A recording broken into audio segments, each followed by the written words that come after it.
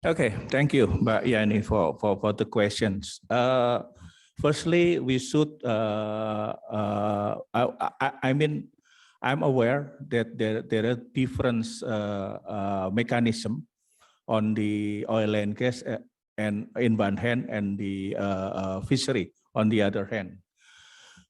In the fishery, basically, you know, we have Indonesia has what we call it as the territory, sea territory, okay? And the second is regarding the archipelagic territory. And the third is the additional, what we call it as the economic exclusive zone, or ZEE, based on the United Nations Convention Law of the Sea, as well as the continent shelf, meaning that there are the area of territory as well as the additional economic zone. So in the proposal that in the production sharing contract proposal that I mentioned, the government should invite the economic actors, yeah. It could be the country or it could be a private company, something like that, to bring their vessel to Indonesia, and Indonesia will provide a license or will provide a permit to there to, you know, to actively doing fishing in the area. As you know, according to Food and Agricultural Organization, Indonesia has what we call as a fishing management area, 11 fishing management area. And based on the data, more than 4 area is still under fishing and and lack of control of the Indonesian Coast Guard. So there are a lot of illegal fishing over there. So once we have a production sharing contract with the other country or private company, something like that, meaning that in one hand, the government will get income from the sharing of the fishery catch, okay?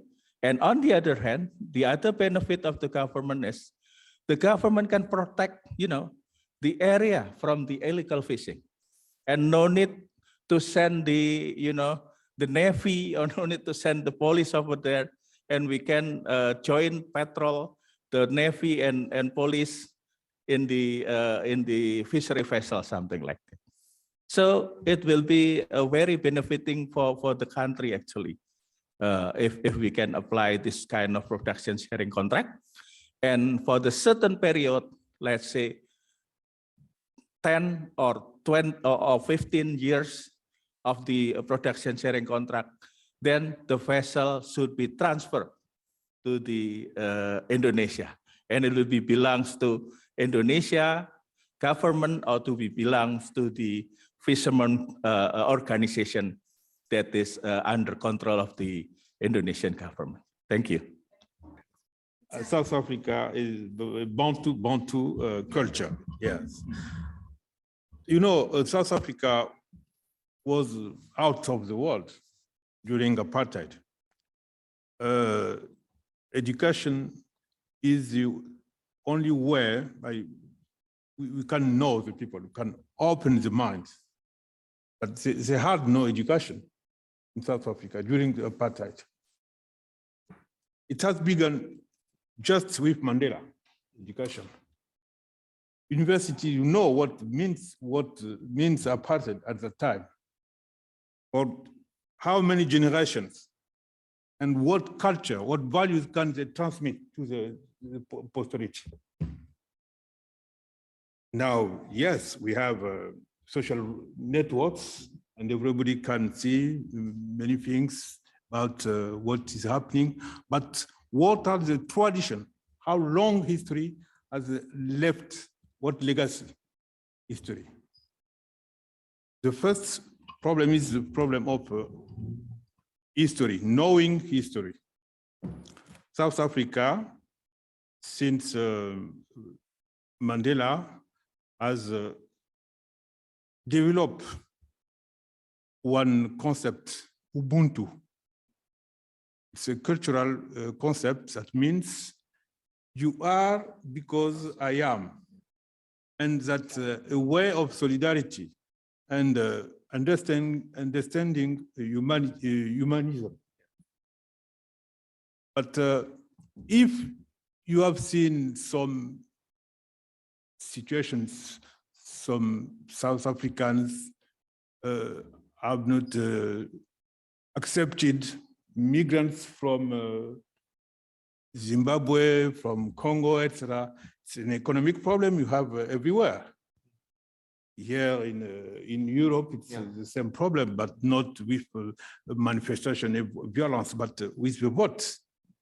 When we know what is happening now about foreigners here in Europe. So that's the economic dimension of the problem. But you have the cultural problem, and I said that it's history. You have to know what knowledge have the people about history. UNESCO has developed a program of on general history of Africa, to teach general history of Africa everywhere. But in some countries, they are trying to promote an African encyclopedia. Education is the best way. But now in South Africa, I'm not sure that it's promoted. Thabo Mbeki told about Renaissance African. Does it work? Do you ask? What is working now is the Charter of African Cultural Renaissance. It has been adopted and ratified, je ne sais pas comment on dit ratifié, ça a été ratifié, et c'est en vigueur. It's now in value since 2 years. Yes. What means the chart of African Cultural Renaissance? It's to promote the reappropriation of languages, African languages, the reappropriation of African culture, reappropriation of what we are as personality, according to the analysis, the legacy of Kwame Nkrumah and others. It's a matter of identities is not only African, it's everywhere. People are finding their identity, their identity, what values to promote. But that don't mean in a closed Africa. In a closed Africa, it's in an open Africa. Internationalism, yes, but before opening to trade, you have to build an economy. That means in so many little countries, 55, history, experience has shown that it's not possible to promote. We haven't been able. They have tried to get unity. First, now, since 2 years, we have the free trade area, all in Africa, zone de libre-échange africaine.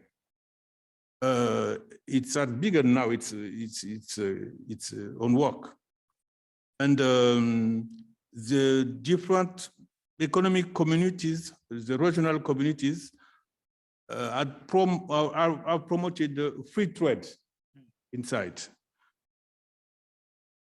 Or another aspect to show what means why we need to build an economic Pan-Africanism, it's because of dependency. Yes. What the foreign corporations, you know, some mechanisms, some economic mechanism, so the extraction, the CNUSED, Yes, UNTAC, yes, had published many reports show that the extraversion, the exportation of the capital, all the foreign corporations are all the goal is to exploitation. Yeah. So it's the name, the non-alignment, Yeah. non-alignment principle. Yeah. Yes, a Pan-Africanism is a way to apply the non-alignment principles. Okay. Yes. Just a small comment about this. I mean, sovereignty, non-alignment, because Indonesia, President Joko Widodo from Indonesia, he said that we will not export anymore our raw materials, nickel, copper, tin, bauxite will not be exported, with the risk that European Union will drag Indonesia into tribunal of WTO.